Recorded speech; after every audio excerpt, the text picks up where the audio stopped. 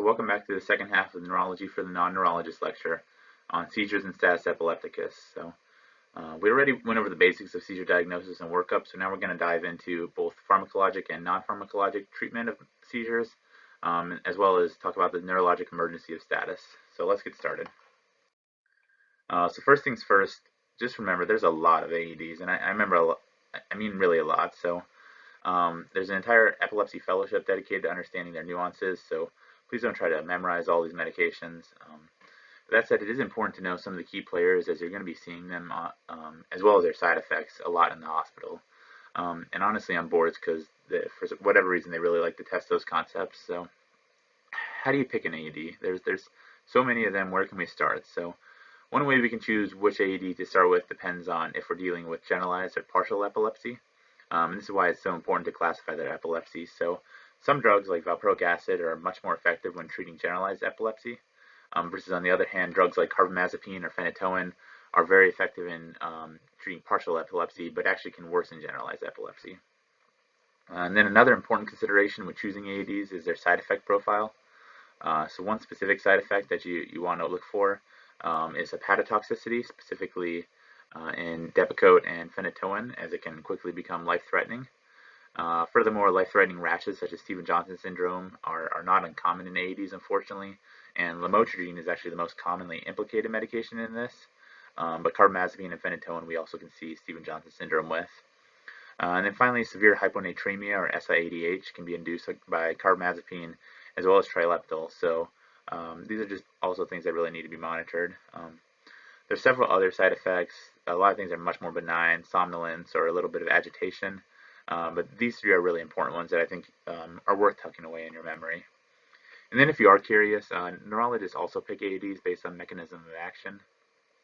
Mostly we just try not to double up on any channel, both for efficacy and for minimizing side effects. So we'll try to only use one sodium or one GABA channel AED. And so it is helpful to know which AEDs affect what channels, but I'm not sure it's really worth committing all this to memory unless you're a neurologist. If MixApp is asking you these questions, they better be apologizing right after. That's pretty cruel. After pharmacologic treatment, we can also talk about non-pharmacologic management of epilepsy. So beyond AEDs, there's really some amazing things that we're also using to decrease seizure frequency that you may see on your rotation. So the first one of these is the vagus nerve stimulator, or VNS. It's a device implanted under the skin on the chest that constantly stimulates the vagus nerve. By affecting the parasympathetic system, it's been shown to be actually very effective in reducing seizures in certain types of epilepsy. And then on a similar note, we have the responsive neurostimulator, or RNS, which you may hear being called the NeuroPace.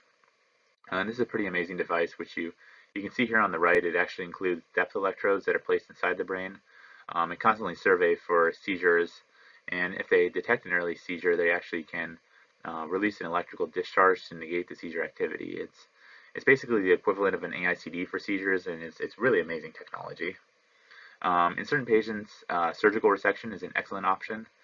This specifically is true for patients who have a very small seizure focus where all their seizures are coming from, because theoretically, if you cut the source of the seizure out without really affecting brain function otherwise, you can effectively cure these patients of their epilepsy. It's pretty cool.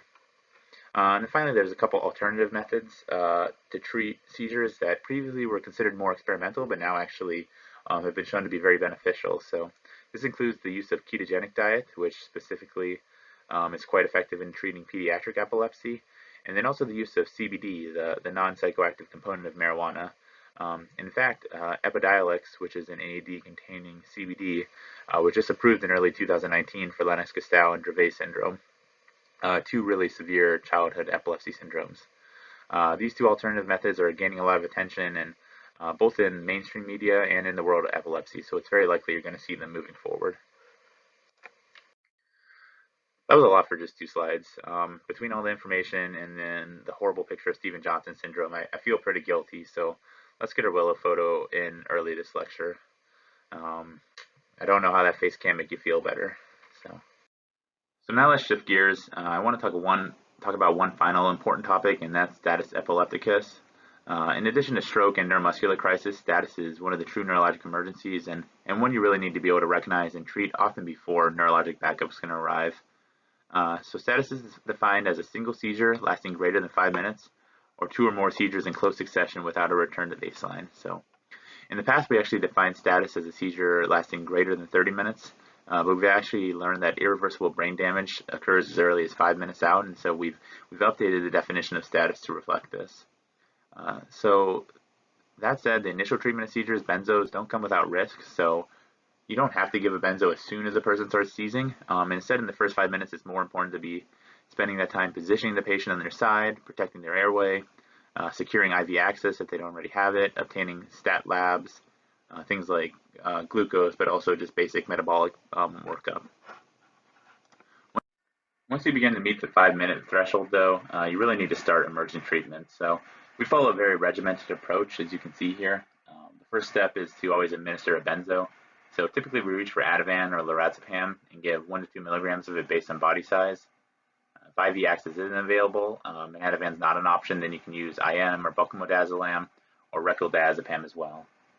And then if the seizure is not broken by the first benzo after a couple of minutes, we'll use a second similar dose. But while you're doing this, if you're reaching for your second benzo, then it's time to start preparing a load with an anti-epileptic drug. And as you can see here, there's 4 meds that we often use for this. So you'll often see us using Keppra first because it's incredibly well tolerated with almost no side effects. That said, other drugs are available, which may be better agents depending on the situation. So, for example, valproic acid or Depakote is an excellent AED for patients with generalized epilepsy, but it does come with the risk of hepatotoxicity.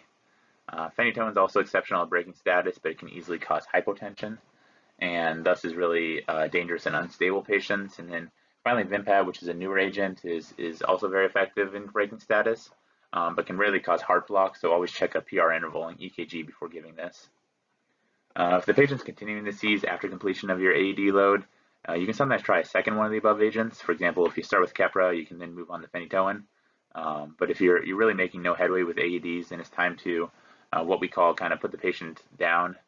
To do this, we want to use anesthetic agents such as Versed or propofol or ketamine, and we're really attempting to suppress their brain. You'll hear us saying that we are targeting burst suppression on their EEGs. So at this point, of course, the patient needs to be intubated for respiratory support if that hasn't been done already. Once they're in this standpoint, if they're still seizing, then we're going to use additional anesthetics, additional AEDs in an attempt to break the seizures. And then finally, we'll resort to, finally we may consider placing them in a phenobarb-induced coma, but that's typically a last resort. So that's a lot on that page. Really, as a non-neurologist, you just need to be able to perform the first couple of steps on the algorithm before handing off a patient care. But it's helpful to be familiar with. You may see these patients and you may inherit them later, so it's good to know kind of our thought process. And that's it. So I know there's a lot packed into these 2 lectures, but again, seizures are one of the most common neurologic diseases, and it's something we see a lot in patients, and it's something that's very dangerous if not treated properly. So let's review some of the material. The first question, an 81-year-old male with past medical history of diabetes, hypertension, and a prior right MCA stroke presented after his first ever seizure. When you ask his daughter about his episode, she noted that his eyes and head first turned to the left, and then his left arm started shaking, and then he had 2 minutes of generalized convulsions with loss of consciousness. How would you classify the patient's seizure? A, simple partial seizure, B, complex partial seizure, C, generalized tonic-clonic seizure, D, partial seizure with secondary generalization, or E, atonic seizure. And the answer here is D. So partial seizure with secondary generalization. We know this because even though he eventually loses consciousness and has generalized convulsions, he initially had focal symptoms which correlated really well with his prior right MCA stroke. Okay, next question. So same patient, he's now returned to baseline, and a basic metabolic and infectious workup was unremarkable. Head CT only demonstrates his prior stroke. So both the patient and his daughter confirmed that this is the only seizure he's had ever in his life. Would you start this patient on an AED? Actually, the answer here is yes. You should start them on an AED. So even though we typically give everyone one free seizure, as we say, in their life, before deeming they have a seizure disorder, this man has an underlying lesion which directly correlated with his seizure semiology, and so it's probably going to serve as a source for further seizures if not treated. To be fair, this probably is a good time to consult neurology, but That would be only after you confidently made the decision, right? Okay.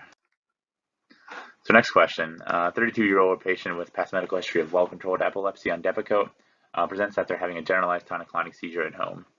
When you evaluate him in the ED, he's lethargic but has no focal neurologic deficits. Which of the following is not a necessary part of the breakthrough seizure workup?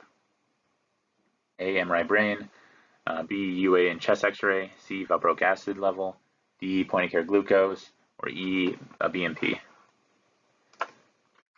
Again, this is asking what is not necessary, and that's an MRI brain. So a head CT may be needed to rule out a mass or a bleed, but an MRI brain is not needed in an established epilepsy patient like this. The rest of the workup here is vital to evaluate for common causes of breakthrough seizures, including infection, noncompliance, hypoglycemia, and metabolic derangements. But again, we don't really reinvent the wheel on known epileptics when they're having their typical seizures. Okay, this is a pretty tricky question. So where did the general hide his armies? In his sleeveys. All right, so 55-year-old, past medical history of alcoholic cirrhosis, is admitted to your service for altered mental status in the setting of hyperammonemia. Rapid response is called when the nurse finds her seizing. By the time you reach the bedside, she's been seizing for 6 minutes. What medication should you order? And no multiple choice for this one. It's just going to be really important that this is ingrained into your mind. And hopefully you know the correct answer here is use 1 to 2 milligrams of Ativan or another benzo such as IM or buccal or rectal diazepam if needed.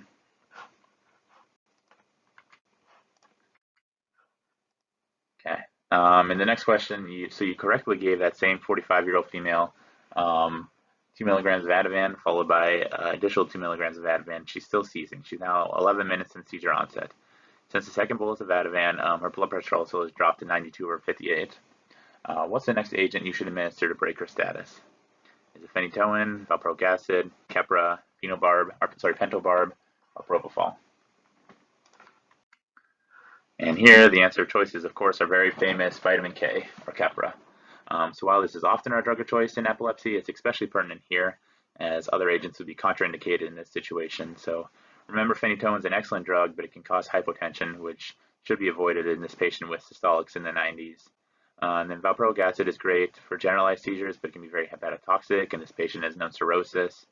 Pentobarb is always reversed for our last option, or it's always reserved for our last option, and then propofol, as well as Versed and ketamine, only should be used after more traditional AEDs don't work.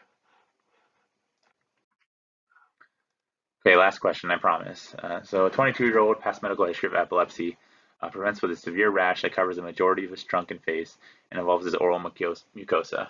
His mother says he was recently started on an AED by his epileptologist last week. Which of the following is the most likely offending agent? Valproic acid, lamotrigine, Keppra, ethosuximide, or Vimpat?